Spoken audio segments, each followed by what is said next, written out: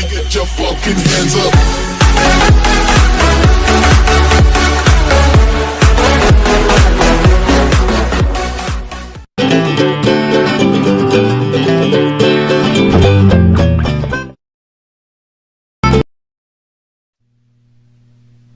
Nama kecil saya adalah Thomas Matulesi.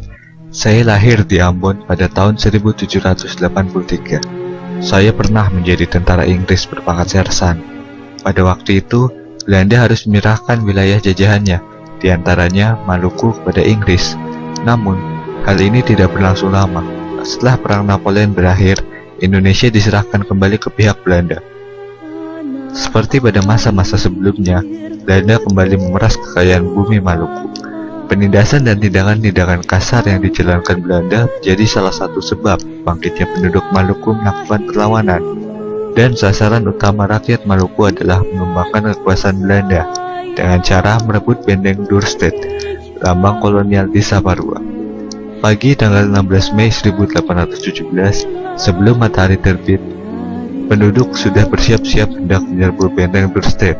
Sementara itu, saya masih berada di Haria, 5 km dari benteng.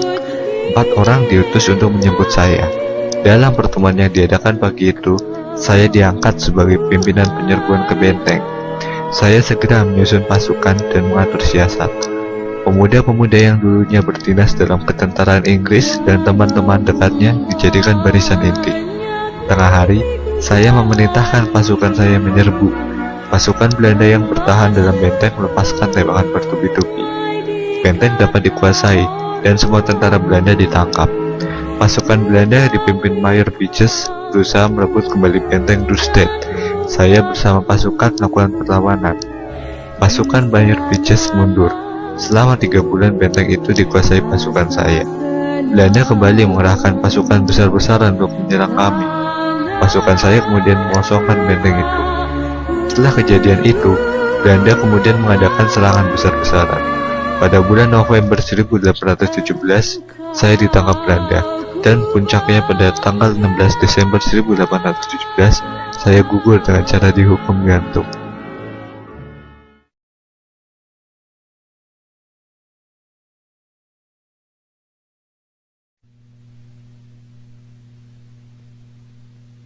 Semasa muda, saya bernama Gusti Inu Kartapati.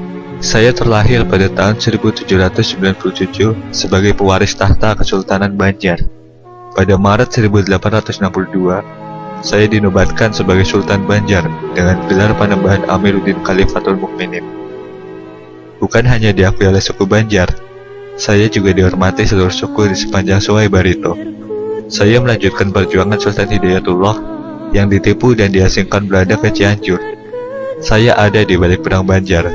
Saya bersama ratusan prajurit menyerang tambang batu bara Belanda di Pengaron 25 April 1859. Kecamuk perang demi perang pun saya mainkan. Belanda mengamuk, tapi saya tak juga kalah.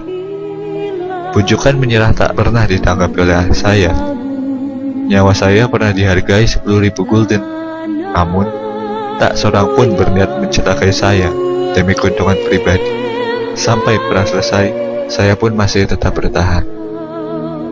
Saya meninggal karena sakit paru-paru dan cacar setelah bertempur di bawah kaki Bukit Bagantung, Tundakan, pada tanggal 11 Oktober 1862. Terkubur sekitar 91 tahun di hulu Sungai Barito.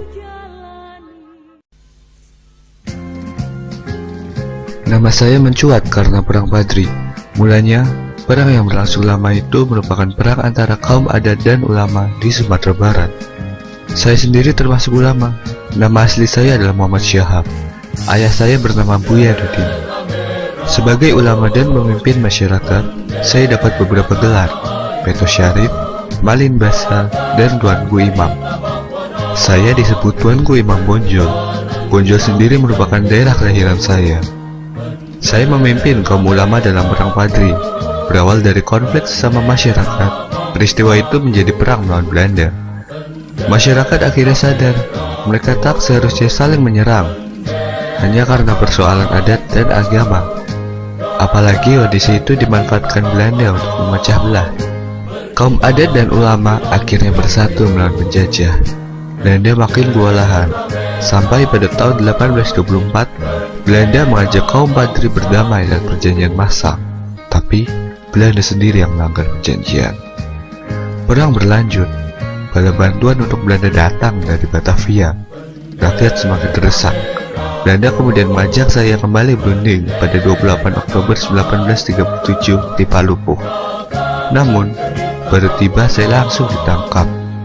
Saya dibuang ke Cianjur, Jawa Barat, dipindahkan ke Ambon sampai Minahasa.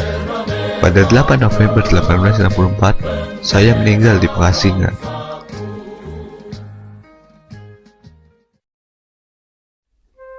Nama kecil saya adalah Raden Hasan. Saya putra dari Sultan Muhammad Badaruddin bin Susuhunan Ahmad Najamuddin dan Ratu Agung Putri Datuk Murni bin Abdullah Al-Hadi. Saya dinobatkan pada hari Selasa 22 Zulhijjah 1218 atau 1803 Masehi sebagai Raja Palembang yang ke-7 dan bergelar Sultan Mahmud Badaruddin II. Pada tanggal 14 September 1811 terjadi peristiwa loji Sungai Aur, yaitu 4 hari sebelum terjadi penyerahan di Tuntang. Saya telah mengakhiri pengaruh kekuasaan Belanda di bumi Palembang dari pengaruh kekuasaan asing. Saya sebagai seorang pemimpin punya pandangan yang jauh ke depan dan dapat mempergunakan kesempatan yang tepat untuk membebaskan Kesultanan dan rakyat Palembang dari pengaruh kekuasaan asing. Pada tanggal 18 September 1811, berdasarkan perjanjian Tuntang, Belanda menyerahkan Palembang ke Inggris. Ini merupakan awal dari upaya mengadakan perlawanan terhadap angkatan perang Inggris di kota Palembang. Saya menyingkir ke daerah pedalaman untuk kemudian mengatur perang gerilya bersama rakyat. Perang gerilya yang dipimpin oleh saya di daerah pedalaman inilah memaksa Inggris harus mengakui keunggulan saya dan kemudian mengakui pula kedaulatan saya sebagai seorang raja. Belanda yang berdasarkan perjanjian Inggris-Belanda tanggal 13 Agustus 1814 dibenarkan mengambil kembali daerah-daerah yang pernah diduduki oleh Inggris. Pada tanggal 24 Juni 1821, saya beserta putra saya Pangeran Ratu ditawan, dan pada tanggal 3 Juli 1821, saya kemudian diasingkan ke Ternate.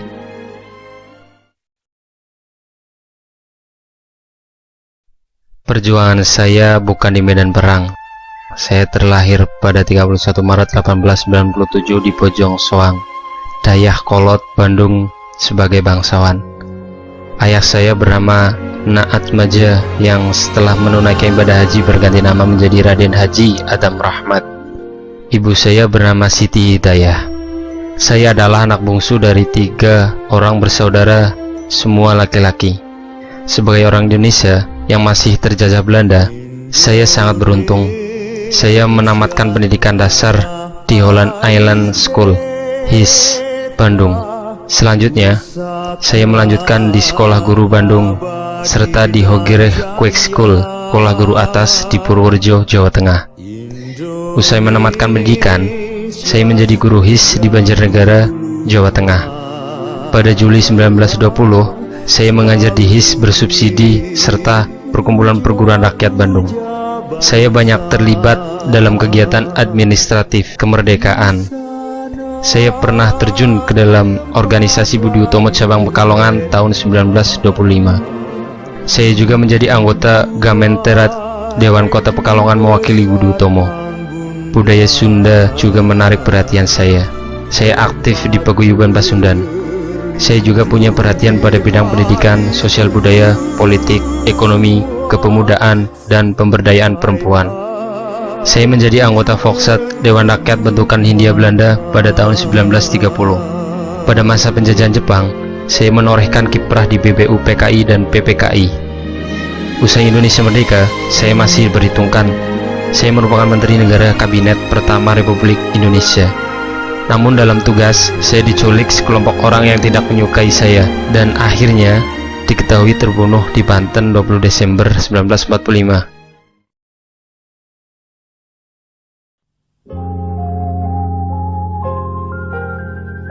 Saya adalah I Gusti Ngurah Rai. Saya lahir pada tanggal 30 Januari 1917 di desa Carangsari sebagai putra kedua dari 3 orang bersaudara. Ayah saya bernama I Gusti Ngurah Palung. saya menikah dengan Nidasok Putukari. Dari perkawinan ini, saya memperoleh 4 orang anak, 3 orang laki-laki dan 1 perempuan.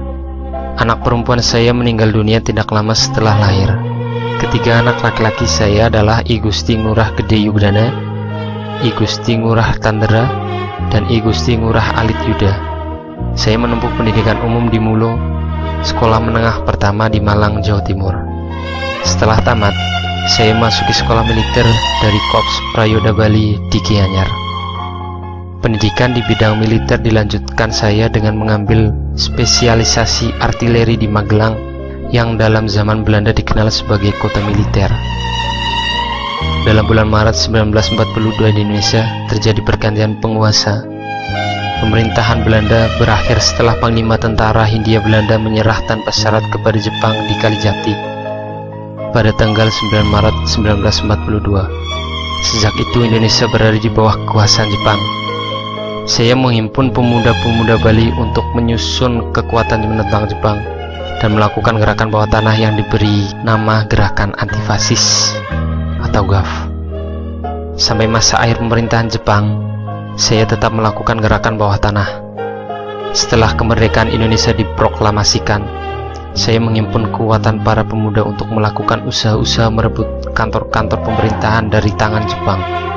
Dari Sunda kecil, saya kemudian pergi ke Yogyakarta guna mencari senjata dan sekaligus membicarakan status TKR Bali dengan markas umum TKR di Yogyakarta. Kembali dari sana, saya tersentak karena Bali telah diduduki Belanda. Saya kecewa karena Belanda melanggar perjanjian Linggarjati. Bersama pasukan kecil Ciung Wanara pada tanggal 18 November 1946, saya pun menyerang Tabanan. Belanda membalas dengan pertempuran lebih sengit. Terjadilah puputan Margarana. Belanda berhasil mendesak pertahanan pasukan saya sampai di Ciung Wanara. Saya dan pasukan dipukul mundur. Saya sempat meneriakkan kata puputan, artinya perang habis-habisan.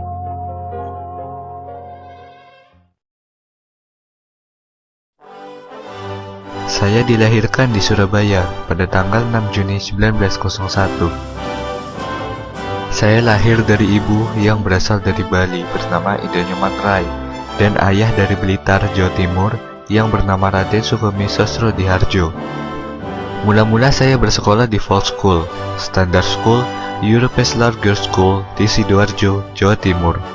Kemudian pada tahun 1915, saya melanjutkan di HBS Surabaya dan 5 tahun kemudian melanjutkan di THS, Bandung.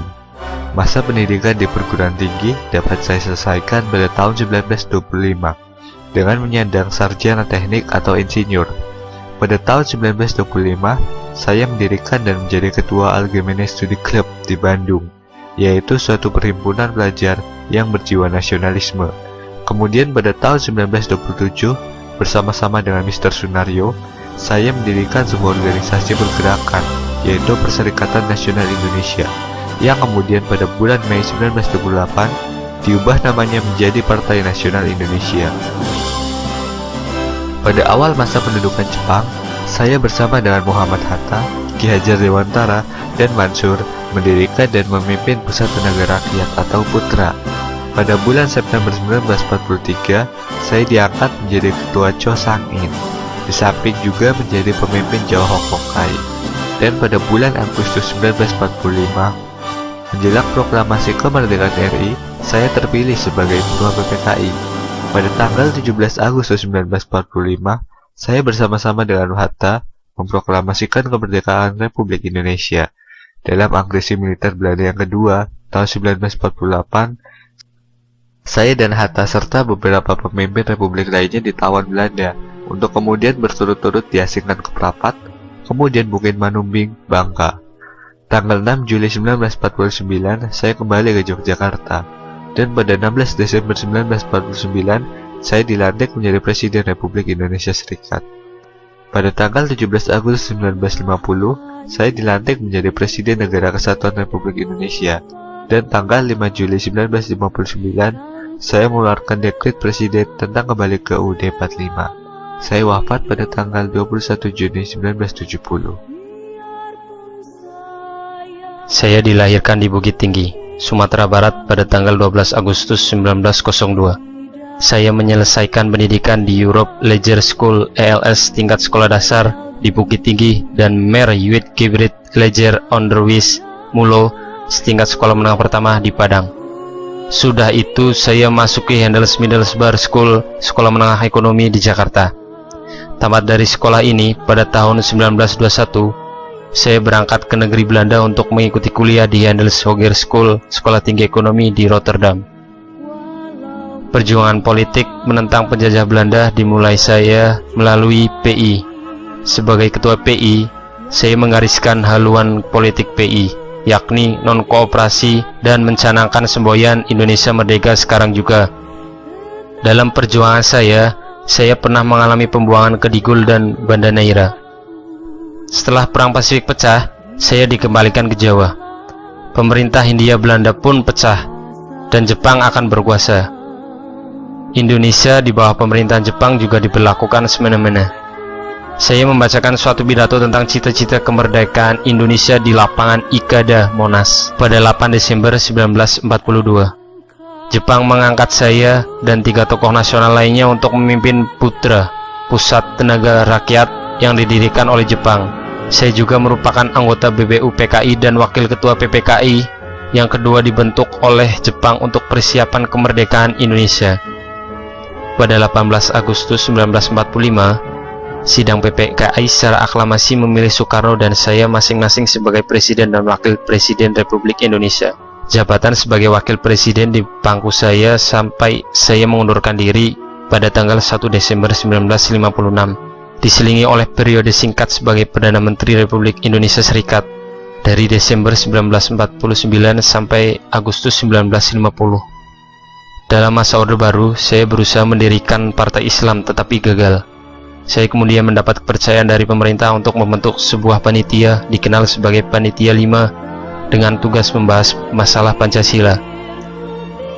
Saya yang lebih dikenal dengan sapaan Bung Hatta meninggal dunia pada tanggal 14 Maret 1980.